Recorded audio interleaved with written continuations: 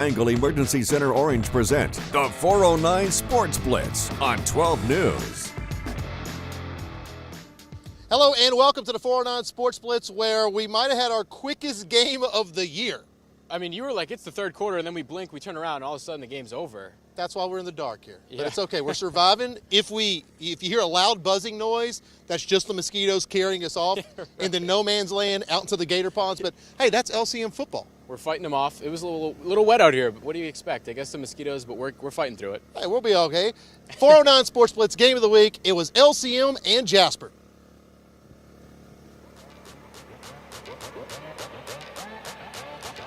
And let's take you out to a very wet Battling Bears Stadium, as these two teams have been playing each other a long time. Met once again, picked things up early on.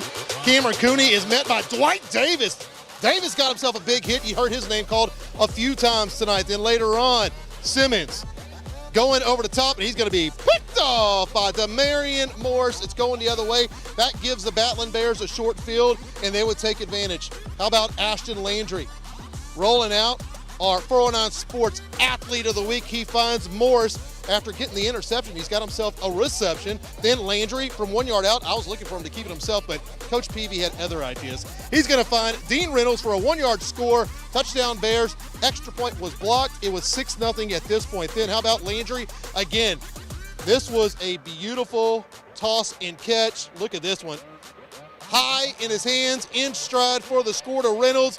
And it is 13-0 Battling Bears at this point.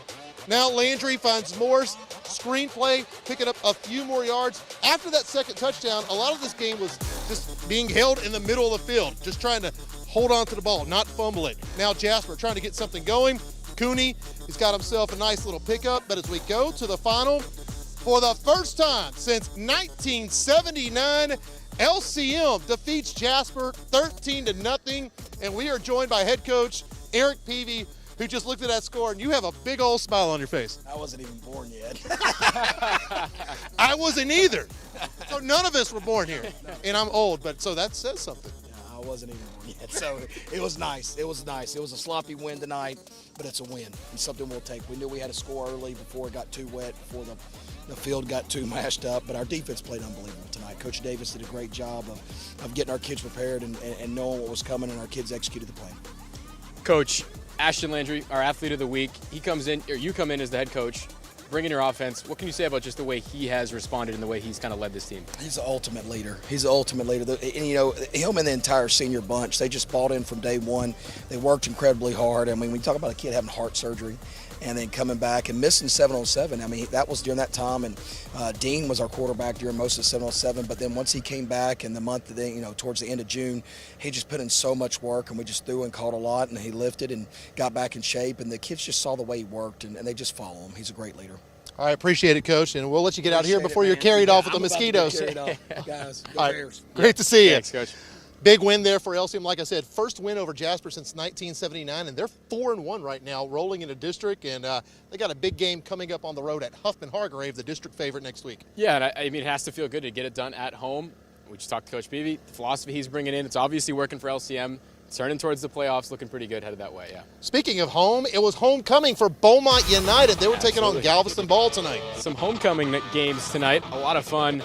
Yeah, Galveston Ball, they were taking the trip, and I mean, the Timberwolves, it's been a struggle so far this year. They're trying to get back in the win column. First play of the game, QB keeper, oh my, ankles, high stepping into the end zone. That one could be in a highlight reel somewhere. That was Jonathan Martin. That puts BU up 10-0, and then trying to answer back. Here comes Galveston Ball, looking downfield to throw. Jump ball situation, climbing the ladder to make the catch. That's Will Cianfrini. 37-yard grab there, puts him in the red zone. And then it would be a handoff right up the middle. That's going to be Joseph Alexander. He's in for the score. So 10-7, Galveston Ball making their way back into this game. And then later on, they're going to be going for the tie. It's a long field goal, a 34-yarder, and the referees are going to wave it off. They say no good. It's wide left. They get another chance at a field goal to tie it. This one gets blocked. Beaumont United looking pretty good there in the first half. Special teams making big plays. We take a look at the score there. Beaumont United wins. That's their first win of the season. They knock off the Golden Tour 16-7. Another score from that district, 9-5A Division I. How about those Titans? Port Arthur Memorial, they roll 33-0. Titan tempo, baby. You know I'm a big Port Arthur guy over here. That's right, looking really good out there. But, speaking of looking good, Beaumont United, come on, grabbing the win. Leticia, she was there for all of it. You might be the good luck charm because you got them over the top tonight. You know what? And you always give me all the good games. This one wasn't a high-scoring game, but it was an exciting game. There was everything in this game. There was fumbles, there was blocks, there was, launching the ball left and right, running the ball. It was amazing. It was two great teams to watch. Beaumont United came in, like you said, 0-4, looking for their first win of the season up against a very good Galveston ball team that came in 2-2. And that is who Coach Graham actually credited, even in the win. He said this is a very good team, but a lot of people had to grow up tonight, and they did. And so we talk about defense. Defense was key tonight for Beaumont United, and they everything. Like I said, Beaumont United had Rivers had a 36-yard pick six in the third quarter, I believe. And in the fourth quarter, with 2 minutes and 2:16 to go, there was a fumble recovery. So getting it done on both sides of the ball, never really a doubt in their mind. Again, they came in this game, they led from the beginning. They never gave up. There were some lulls in the game, but they continued to put the pedal to the metal, sticking it to Galveston defensively, and that is what won the game tonight. And we definitely did hear Coach Graham talk about that, and he just credited his team to coming in with the mentality of just win, even being out, again, 0-4 on the season. So I will say this was a very, very good team today, and, they were led by quarterback Seth Williams. So, Jonathan Martin. So they were a very offensive team as well today. So we can just say complete game for them. Very well played. All right, appreciate that, Leticia. Always good to see one of our local teams beat one, from outside of our area, Galveston ball. Great job as always, Beaumont United picking up that win. Now, speaking of a team that's been going in the right direction, how about the Nederland Bulldogs? Undefeated, ranked number 7 in the state. They were taking on Santa Fe, and we've got a beautiful rainbow to start this one. Here come the Doggies, D-O-G-G-I-E-S. Come on, Doggies, do your best. It was homecoming out there as well, I believe. We're going to pick things up here, and how about Kyler Thompson taken down by Joseph Dugan and that entire Big Ned offense. Mel, Santa Fe with the ball. Thompson looking for his man, but he's going to find the wrong guy. Slade Stoker, he's going to go the other way in those flashy gold jerseys.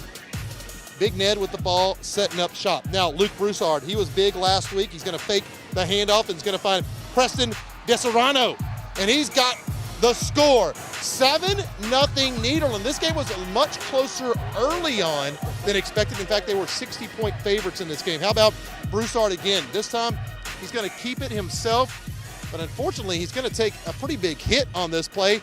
Looking for the lane, and he is not going to find it. Taken down there, but he would be okay. Then more from the Nederland offense. Broussard is going to find Dominic Stimpson.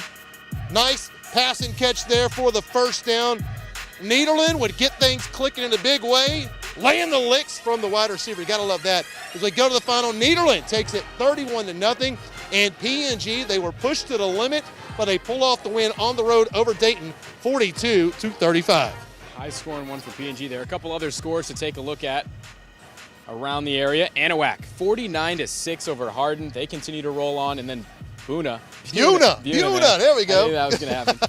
55-3 over Tarkington, another big win there. That's a couple of games there in 10-3A Division I. And also, this is not a misprint, folks. Talk about a low-scoring affair. Last week we had the 8-7 game between Vidor and Jasper. Woodville protects their home field, and they knock off Kirbyville 7-0. A grueler there.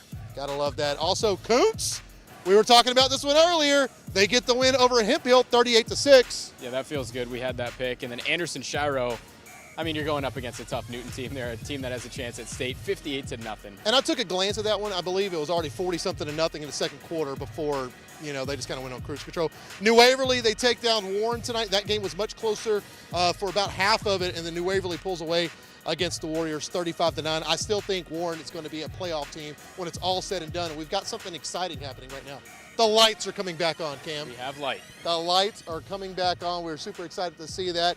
We're going to have plenty more coming up here on the 409 Sports Blitz. But as we go to break, it's time to hear from our band of the week, the LCM Battling Bear Marching Band.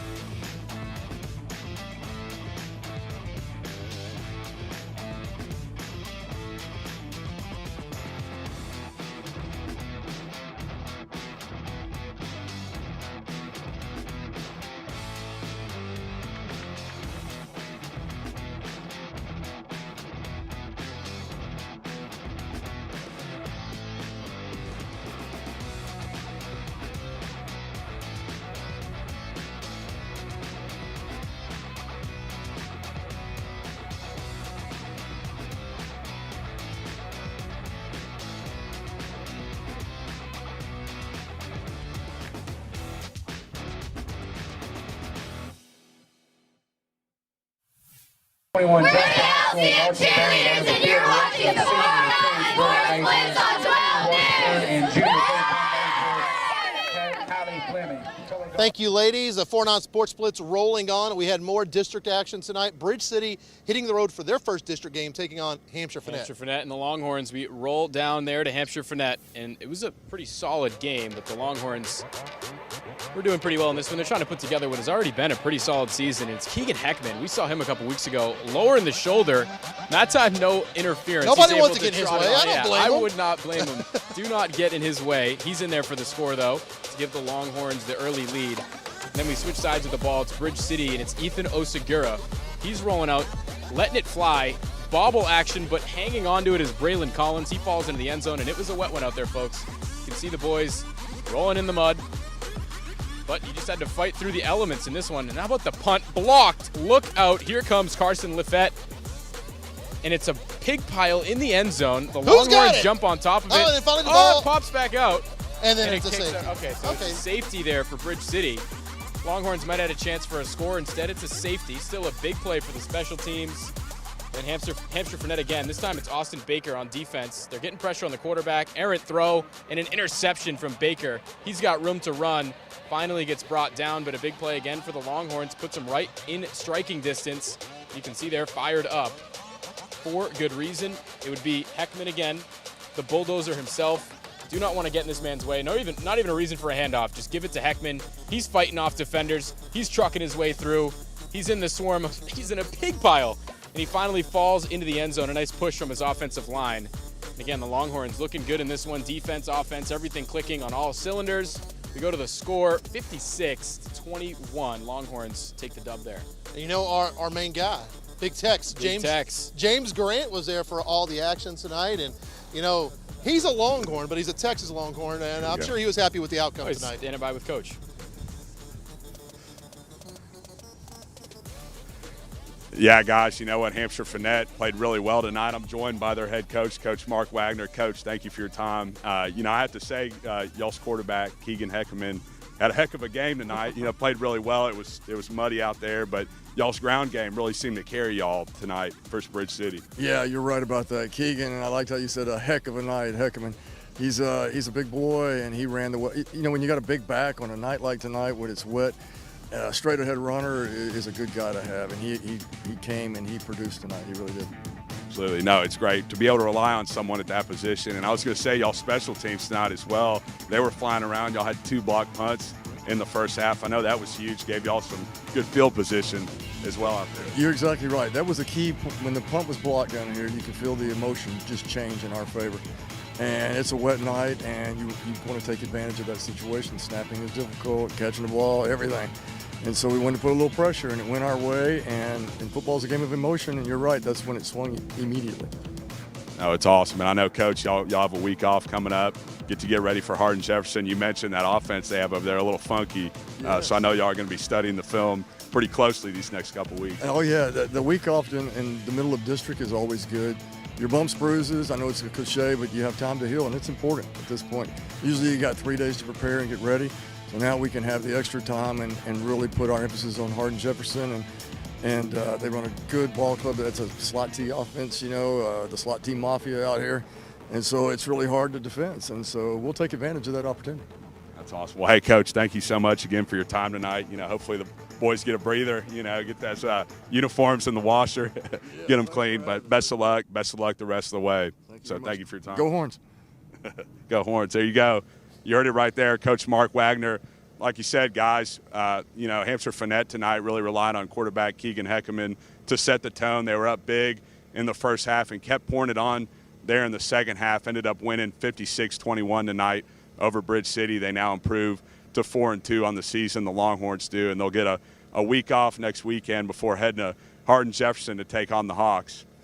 Live at Hampshire-Fannett, James Grant, 409 Sports Blitz.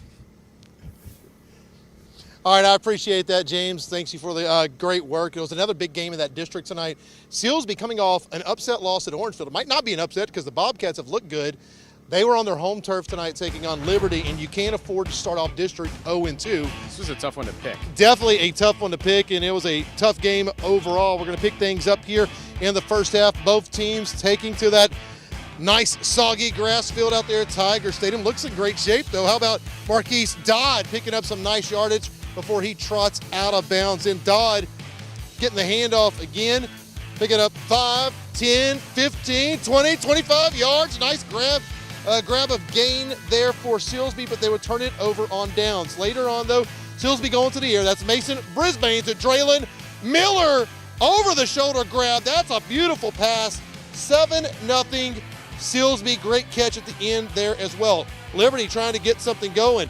Jolin Curtis going around the edge. He's got some room, and he's deep into Tiger territory. He could go all the way down inside. He could have, but he didn't. He was inside the 20-yard line, but he would take it in from the short porch right here, punching it in for the score. Curtis with the touchdown. We are all tied up at 7 at this point. As we go to the final, Silsbee got it together in the second half, and they win this one 20-7. I can't emphasize enough how big of a win that is when it comes to playoff implications. Get some stabilization there. We'll take it right on down to Hardin-Jefferson, playing host to West Orange Stark, number 4 in the state of Texas right now.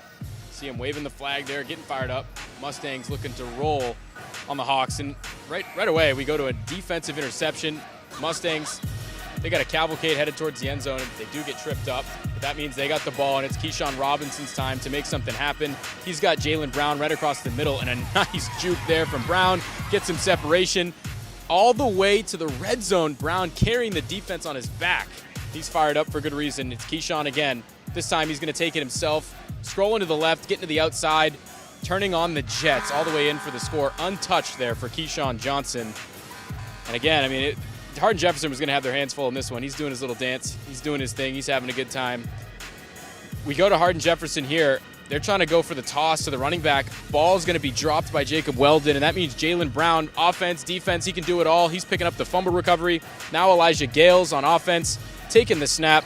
He is gone. No one's going to catch him. All the way in for the score. Mustangs continue to run up the lead. And why not another one from Elijah himself? After the celebration, he would go down on special teams and make a big-time play. Everybody's having fun out there in Hardin Jefferson on the road. So they punt it deep for Gales. He's going to get under this one and make a big-time play. Making defenders miss, finding the seam, and then turning it on all the way to the end zone. Again, nobody going to touch him there. Mustangs running all over the Hawks in this one. We go to the final score, 54-7. They were having a good time out there. Kind of what you were expecting out of there, out of the West Orange Shark. They just keep rolling on.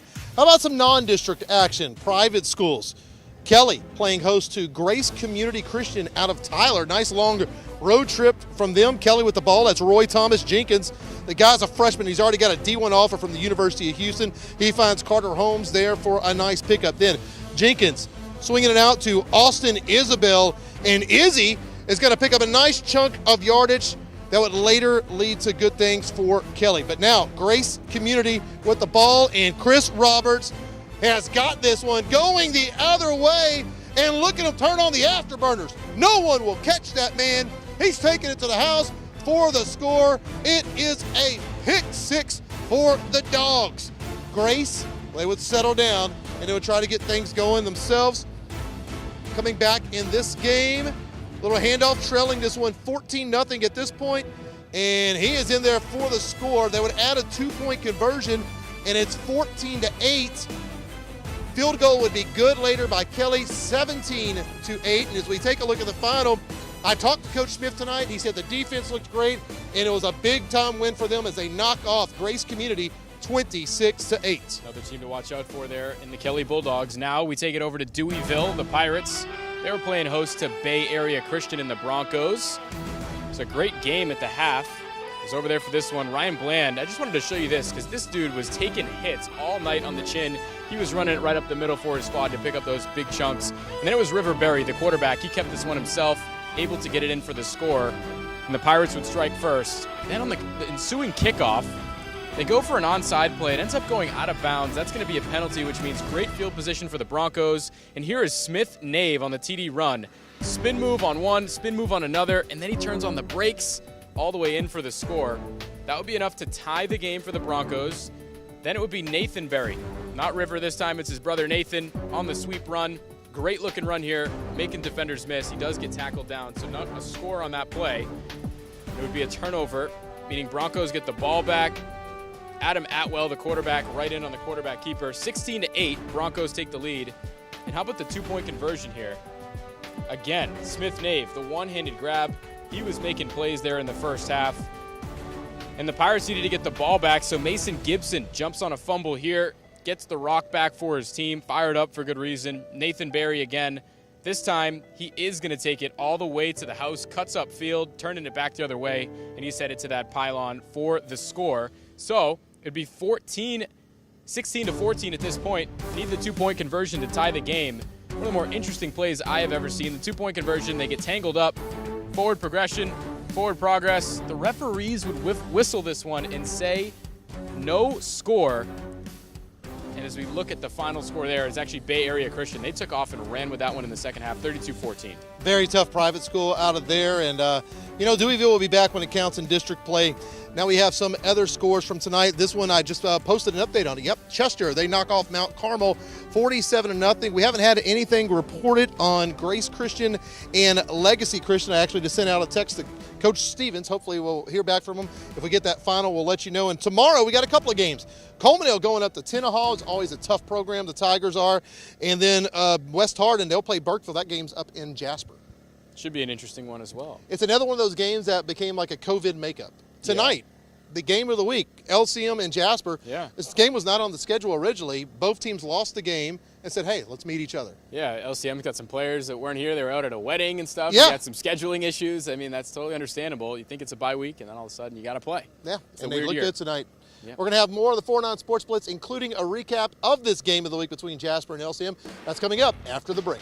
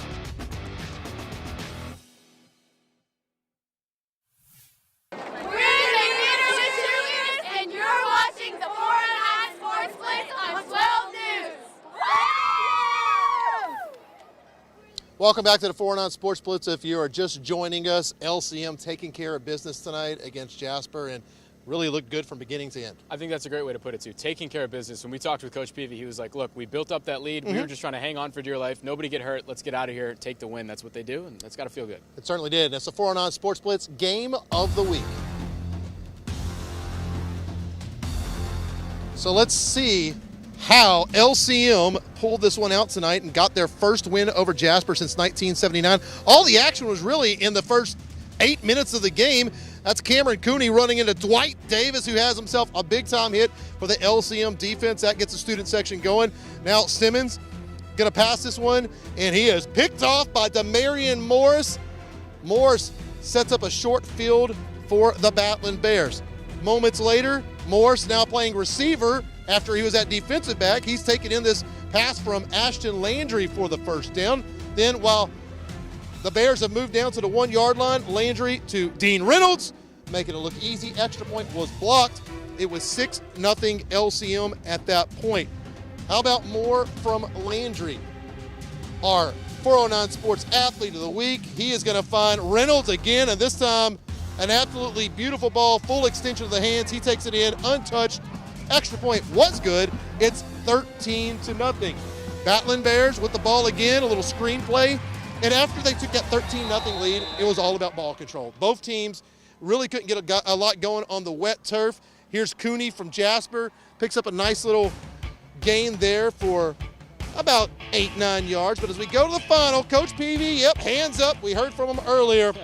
LCM takes this one over Jasper, 13-0. First win over the Bulldogs since 1979. As we all joked, everybody on set earlier, including Coach Peavy, none of us were born the last time that happened. Yeah, I certainly wasn't. 40 years. I hope not. Well, what year were you born again? You can't tell them. 50 plus. Yeah, okay. Yeah. LCM, though, a great win for them tonight. And like I said, they're going to travel to Huffman next week, a team that's picked to win the district, and they have looked really sharp all year. Meanwhile, you got to wonder, is that Jasper offense ever going to come around? Right, the defense looks fine. It's just a matter of getting some offensive production. I mean, it's just a tough game tonight. I don't know what to really tell you. I mean, LCM, I don't think they're necessarily amazingly stout on defense. Defensive line is obviously really good. Maybe you need a passing offense, which Jasper just doesn't have right now. Yeah, it was really a struggle for them all night long, but you could see a team like Jasper is known for their speed, at least in the years past. We know it's not the same Jasper team. They lost a lot of guys to graduation, but they're the guys that like to cut, make their cuts, and leave people with speed. On a wet track like tonight, Yeah, that's not there easy. was no cutting tonight. People were falling left and right. Yeah, they're used to playing on turf, and I think that the field held up pretty well, but yeah, it's never going to be easy. And I will say that the main thing out of this, at least from all the action I saw, no injuries. Yeah, that's huge. On a game like tonight, that's a non-district that does not matter in the end of the year, you don't want anybody hurt. It's good for both teams, and when it's wet out there, yeah, you just want everybody to be safe for sure. And everybody was. Right now it's time for another break, but as we hit this next time out, it's time for the 409 Sports Blitz Hit of the Week. See what you did there. And the hit of the week comes from the game of the week. How about Dwight Davis? Excuse me, sir. Knocking him flat on his back, taking one more look at this. Bam! So nice you want to see it twice. That's a 409 Sports Blitz Hit of the Week.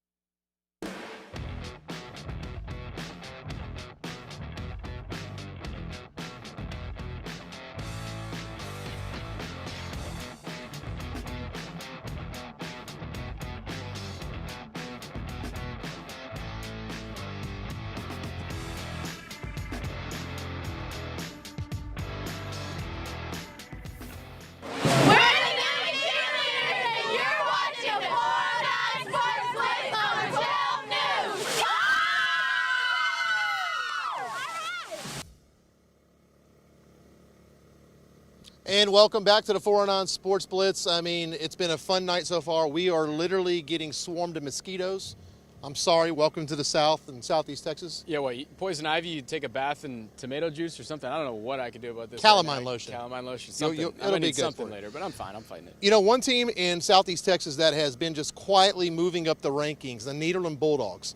They come into tonight's game undefeated, ranked number 7 in the state, and they struggled for a little bit, but they pull out the win. Standing by live right now at Bulldog Stadium is our very own Sapphire Cervantes, and making her Blitz debut. Yeah. Welcome to the team, and we've already seen you on the weekends, but now getting to be part of the action out here on a Friday night. Oh, yeah, I'm so happy to be here, and everyone might be gone right now, but, I mean, their energy stayed, and I'm here to represent that. They all showed up for their homecoming, like you said earlier, and you know who forgot to show up at the first half? It was the Bulldogs. They just totally forgot to come, or they came and just didn't come in the right way. And when I talked to Coach Barrow, he said they had what he calls a rivalry hangover. They just needed to get knocked upside the head, is what he said, and that's what the Indians did to them in that first half, because they started out with the ball, the Indians did, and the Bulldogs pretty much bit themselves in the leg and brought them all the way down into their territory. They almost gave them their first score. They were basically playing against themselves. So that first half is what Coach Barrow said was their knock upside the head. But then they came back and they played way better. Also in the first half, Stephen Burgess was injured, and I asked Coach Barrow what he thought of the injury so far right now, and he says he hopes it's just a bruised calf because he got hit in the leg, and so he was on crutches on the sidelines for the rest of the game and didn't play.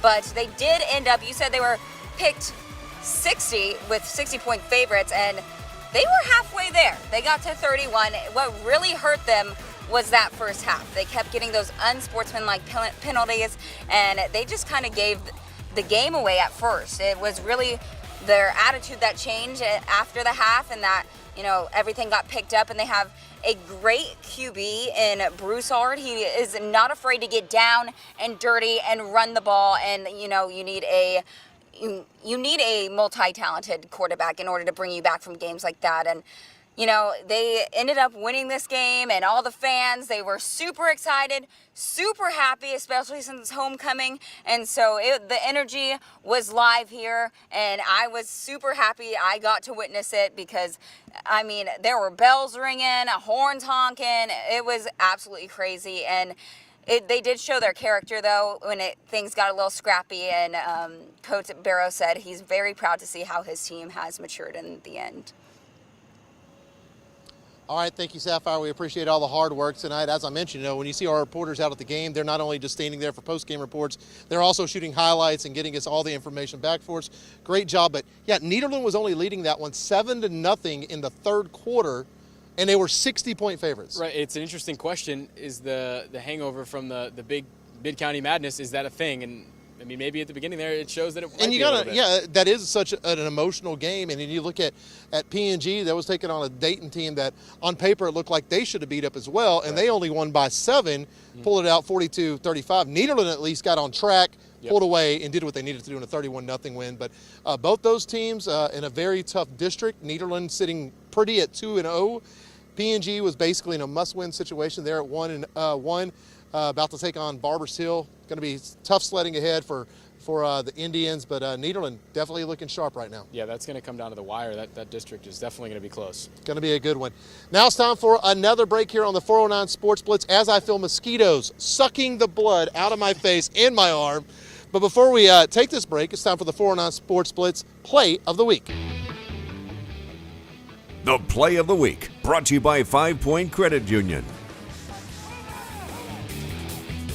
And boy, was it a good one. More of that spin cycle. If you're playing Madden, you're mashing circle. It's Smith, Nave, spin move again. And wait, put on the brakes, skirt.